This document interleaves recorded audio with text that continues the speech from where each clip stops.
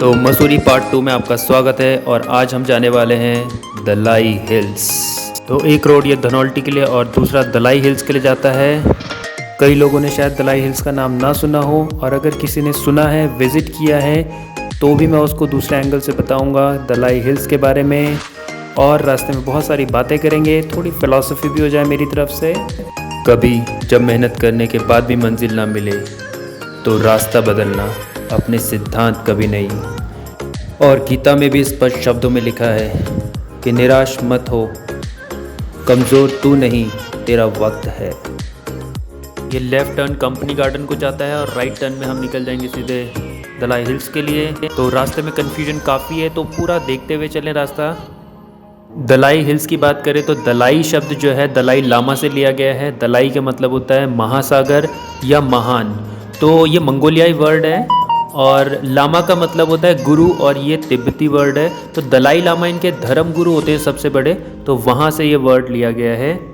अभी इनके 14वें धर्म गुरु जो कि दलाई लामा हैं, उनका नाम है तेंजिन ग्यात्सो, जो कि मैक्लॉयगंज हिमाचल प्रदेश का एक छोटा सा क्षेत्र है जो कि धर्मशाला में पड़ता है। वहाँ ये अभी निवास करते हैं और भारत में एक शरणार्थी के रूप में रहते हैं, क्योंकि तिब्बत को अभी चाइना ने ऑक्यूपाई कर लिया है पूरी तरह से। तो ये लीजिए पहुँच गए हैं हम दलाई हिल्स में और बुद्धा टेम्पल के गेट पर। तो पहले बुद्धा टेम्पल पड़ता है, लेकिन पहले हम ट्रैकिंग करके आएंगे और फिर उसके बाद बुद्धा टेम्पल में थोड़ी देर रुकेंगे। तो ट्रैकिंग शुरू की है हमने और यहाँ पर ये छोटी सी गुड़िया, इसने पूरा मेला लूट लिया। तो अभी वीडियो में और भी जगह दिखाई देगी ये। तो बात करें बौद्ध धर्म की, तो बौद्ध धर्म भी हिंदू धर्म से ही निकला हुआ एक धर्म है। जब हिंदू धर्म में बहुत सारी कुरीतियाँ जैसे बलि प्रथा, जातिवाद, सती प्रथा, ये बहुत सारी कुप्रथाएं जब भर गई थी, तो उसके बाद एक नया धर्म निकला जिसको कि बौद्ध धर्म के नाम से जाना गया और महात्मा बुद्ध इसके संस्थापक थे। तो घूमने के लिए, ट्रैकिंग के लिए, कैंपिंग के लिए और इवन अगर शांति चाहिए तो भी आप यहाँ आ सकते हैं। बहुत शानदार जगह है। और एक बात ज़रूर ध्यान रखें, कहीं भी जाएं तो बहुत ज़्यादा एक्सपेक्टेशंस ना रखें, बस जो भी मिले उसको एंजॉय करें। भारत में जो बौद्ध धर्म के जो लोग हैं उनकी संख्या 0.7% है और शरणार्थी या माइनॉरिटीज़ में इनको रखा जाता है। लोगों को बौद्ध धर्म की ज़रूरत क्यों पड़ी? क्योंकि इससे पहले भी इसी तरह का एक धर्म जो है लाइट में आया था जिसको कि जैन धर्म कहा जाता है। लेकिन जैन धर्म में जातिवाद जैसा था वैसे ही उसमें भी चल रहा था। और दूसरी बात यह है कि बहुत स्ट्रिक्ट उसमें रूल्स और रेगुलेशंस थे, तो इसलिए बहुत ज़्यादा लोगों ने भी जैन धर्म को अपनाया नहीं और फिर वो बौद्ध धर्म की तरफ आकर्षित हुए। तो कई भारतीय राजाओं ने भी बौद्ध धर्म को अपनाया, जिसमें कि सम्राट अशोक को कौन भूल सकता है। और बौद्ध धर्म के प्रचार और प्रसार के लिए उन्होंने श्रीलंका भेजा अपने पुत्र व पुत्री को, संघमित्रा और उनके पुत्र महेंद्र, जिन्होंने बौद्ध धर्म का खुल के प्रचार और प्रसार किया। तो महात्मा बुद्ध का जीवन भी बहुत सारी जटिलताओं, परेशानियों और दुखों के साथ बीता।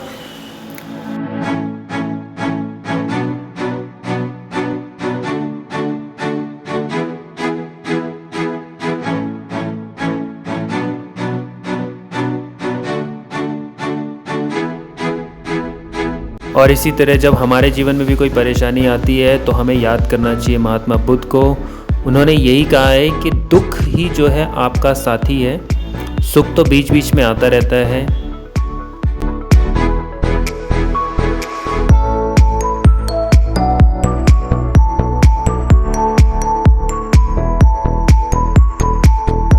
और ज़िंदगी में फ़ैसले कभी सही होते नहीं हैं, उन्हें सही साबित करना पड़ता है। चैलेंजेस लेने पड़ते हैं, बहुत सारी चीज़ों को एक्सेप्ट करना पड़ता है, बहुत सारी चीज़ों को डिनाई करना पड़ता है।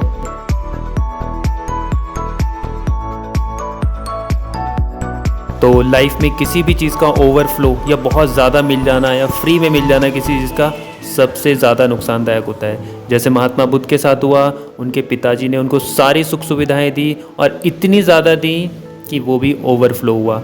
उसके बाद महात्मा बुद्ध की एक नई जर्नी शुरू हुई जिसमें कि हमने देखा वो एक महान इंसान बने। और इसके बाद से ये कहा जाने लगा जो शुद्ध हो गया समझो बुद्ध हो गया।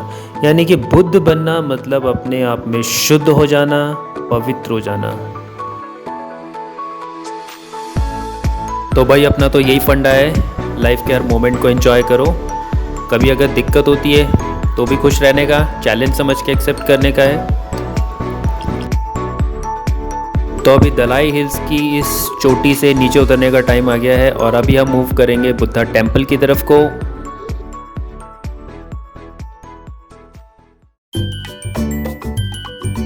इसी तरह लाइफ में बहुत सारे फेज़ होते हैं, बहुत सारे पड़ाव आते हैं, बहुत सारे सेक्रीफाइसेस होते हैं और ऐसे ही सेक्रीफाइसेस हमें देखने को मिलते हैं इस बौद्ध धर्म में। जब इनको अपने बड़े बेटे या बेटी को किसी भी मोनेस्ट्री को दान देना पड़ता है और उसके बाद ये जो बच्चों को दान देते हैं वो बच्चे आगे चल के बौद्ध भिक्षु बनते हैं और अपने इस बौद्ध धर्म को आगे बढ़ाते हैं। तो सेक्रीफाइसेस की हमेशा डिमांड रही है, चाहे वो धर्म हो, चाहे वो मानवता हो, किसी भी चीज़ में।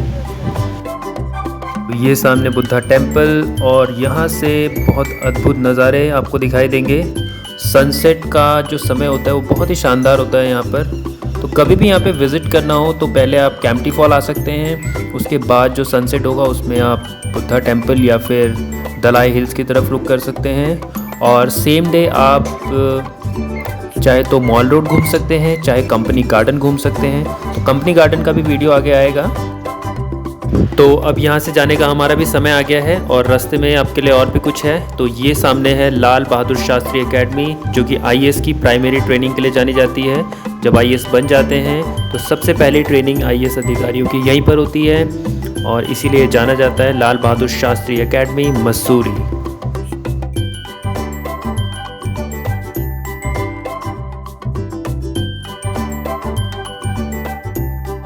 तो ऐसा ही लेबल लगा होता है आईएएस अधिकारियों की गाड़ी में भारत सरकार का।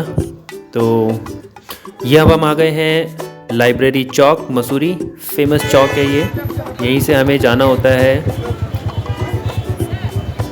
और यहाँ से दलाई हिल्स लगभग 3 से 3.5 किलोमीटर के डिस्टेंस पे पड़ता है, तो बहुत ही पास है, इजीली एक्सेसिबल है, तो आप आराम से जा सकते हैं। और ये भाई ने देखो मोड़ पे ओवरटेक किया, ऐसे गधे हैं ना यार, क्या बोलूँ मैं, अकल नहीं है। और किसी दिन चिपकी ना गाड़ी दूसरी गाड़ी के साथ, तब आंखें खुल जाती है। तो इवनिंग में भी अच्छा माहौल रहता है मसूरी का और रोड्स बहुत चौड़ी हैं, तो कोई ऐसा लगता नहीं है कि हिल्स पे आप गाड़ी चला रहे हो। तो बहुत अच्छी एक यहाँ पे ड्राइव का मज़ा भी आप ले सकते हैं। पर पोल्यूशन भी बहुत ज़्यादा बढ़ता जा रहा है क्योंकि टूरिज़्म बहुत ज़्यादा हो चुका है। और अगर आप ऊपर से नीचे की तरफ देखेंगे तो आपको बहुत ज़्यादा फॉग दिखाई देता है। यही हमारे साथ भी हुआ कि दलाई हिल्स में भी हमको काफ़ी सारा फॉग देखने को मिला। तो नीचे जितना भी जो नज़ारे थे वो भी हमें पूरी तरह से दिखे नहीं। बट देखो टूरिज़्म है तभी वहाँ पे भी वहाँ के लोगों का गुज़र बसर हो पाता है, अदरवाइज़ बहुत टफ़ है पहाड़ों पर गुज़र बसर करना।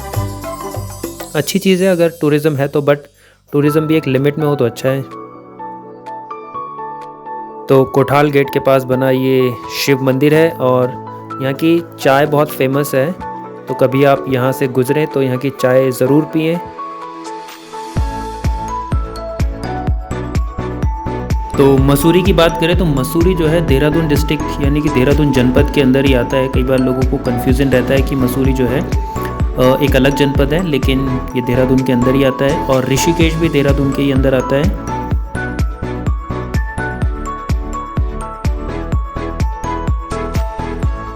तो वीडियो पर अपना फीडबैक देना ना भूलें, कमेंट्स करें।